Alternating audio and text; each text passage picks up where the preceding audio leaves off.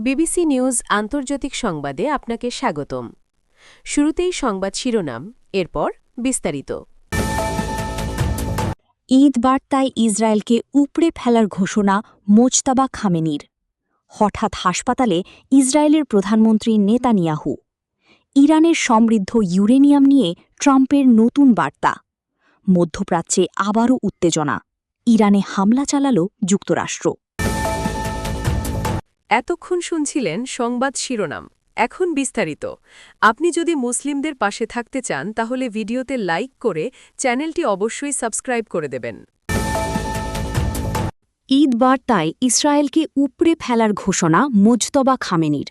ইরানের সর্বোচ্চ নেতা মোজতবা খামেনি ঘোষণা দিয়েছেন ইসরায়েলকে অবশ্যই সমূলে উৎখাত বা উপড়ে ফেলতে হবে। পবিত্র হজ ও ঈদুল আজহা উপলক্ষে এক বার্তায় একথা বলেন তিনি। এ সময় ইসরায়েলকে মধ্যপ্রাচ্যের একটি বিপজ্জনক ও মারাত্মক ক্যান্সারযুক্ত টিউমার হিসেবেও বর্ণনা করেছেন তিনি। খবর আল জাজিরার। খামেনি বলেছেন, চাপিয়ে দেওয়া এই যুদ্ধের সময়ে ইরান তার বিধ্বংসী আঘাতে জায়নবাদী শাসনকে অসহায় করে তুলেছিল। এটিকে যুক্তরাষ্ট্রের প্রতি একটি কঠোর চপিটাঘাত বলে অভিহিত করেছেন তিনি। বার্তায় তিনি জানান, এবছরের হজ মৌসুম যুক্তরাষ্ট্র ও ইসরায়েলকে বয়কটের আহ্বানকে এক বিশেষ গুরুত্ব দেওয়া হয়েছে। এছাড়া আমেরিকার ধ্বংস হোক ও ইসরায়েল ধ্বংস হোক ইসলামী উম্মার প্রধান স্লোগানে পরিণত হবে। মোজতবা খামেনির মতে ভবিষ্যৎ হল ইসলামী উম্মা এবং নতুন ইসলামী সভ্যতার। হঠাৎ হাসপাতালে ইসরায়েলের প্রধানমন্ত্রী নেতানিয়াহু। ইসরায়েলের প্রধানমন্ত্রী বেনিয়ামিন নেতানিয়াহুকে হাসপাতালে ভর্তি করা হয়েছে। দেশটির প্রধানমন্ত্রীর কার্যালয় সূত্রে জানা গেছে, স্থানীয় সময় সোমবার ২৫শে মে তাকে হাসপাতালে নিয়ে দাঁতের চিকিৎসা দেওয়া হয়। প্রধানমন্ত্রীর কার্যালয় জানায়, নেতানিয়াহুকে রাতে জেরুজালেমের হাদাশাহ ইন কেরেম হসপিটালে ভর্তি করা হয়। সেখানে তিনি দাঁতের চিকিৎসা নেন। তবে দাঁতের চিকিৎসা শেষে গত রাতেই জেরুজালেমের হাদাশাহ ইন কেরেম হসপিটাল ত্যাগ করেছেন বলে তার কার্যালয় থেকে জানানো হয়েছে। জনসাধারণের কাছ থেকে চিকিৎসা সংক্রান্ত তথ্য গোপন করার অভিযোগে বেশ কয়েকটি ঘটনায় নেতানিয়াহু সমালোচিত হওয়ার পর তার স্বাস্থ্য একটি প্রধান আলোচনার বিষয় হয়ে উঠেছে। ইরানের সমৃদ্ধ ইউরেনিয়াম নিয়ে ট্রাম্পের নতুন বার্তা। ইরানকে তাদের উচ্চমাত্রায় সমৃদ্ধ ইউরেনিয়াম যুক্তরাষ্ট্রের কাছে হস্তান্তর অথবা আন্তর্জাতিক তত্ত্বাবধানে ধ্বংস করার আহ্বান জানিয়েছেন মার্কিন প্রেসিডেন্ট ডোনাল্ড ট্রাম্প।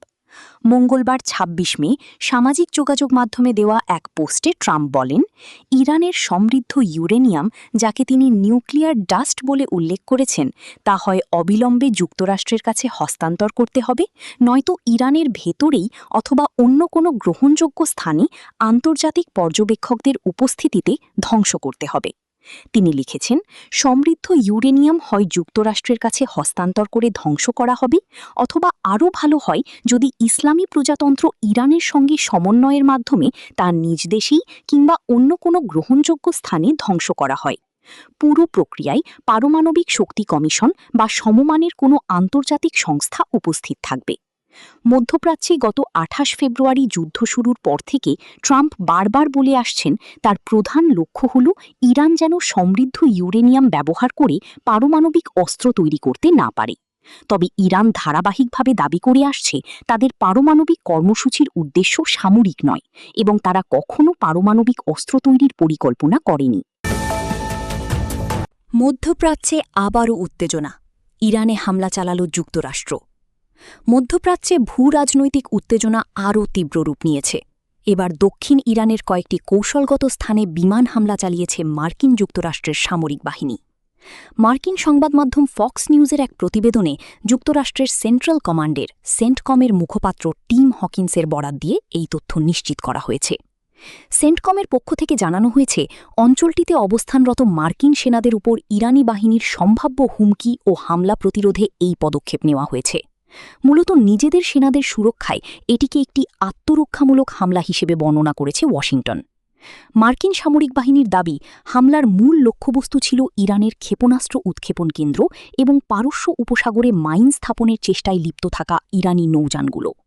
সেন্টকমের মুখপাত্র টিম হকিন্স চলমান পরিস্থিতি নিয়ে বলেন, আঞ্চলিক শান্তি বজায় রাখতে বর্তমানে যুদ্ধবিরতি চললেও যুক্তরাষ্ট্র তার বাহিনীর নিরাপত্তা নিশ্চিত করার বিষয়ে কোনো আপোষ করবে না। আমাদের সেনারা প্রয়োজনীয় পদক্ষেপ নিচ্ছে, তবে সামগ্রিক পরিস্থিতি বিবেচনায় আমরা এখনও সর্বোচ্চ সংযম বজায় রাখছি। এদিকে এই হামলার ঠিক পূর্ব মুহূর্তে ইরানের দক্ষিণাঞ্চলীয় অত্যন্ত গুরুত্বপূর্ণ বন্দরনগরী বন্দর আব্বাসে বিকট বিস্ফোরণের খবর প্রকাশ করে দেশটির স্থানীয় গণমাধ্যমগুলো।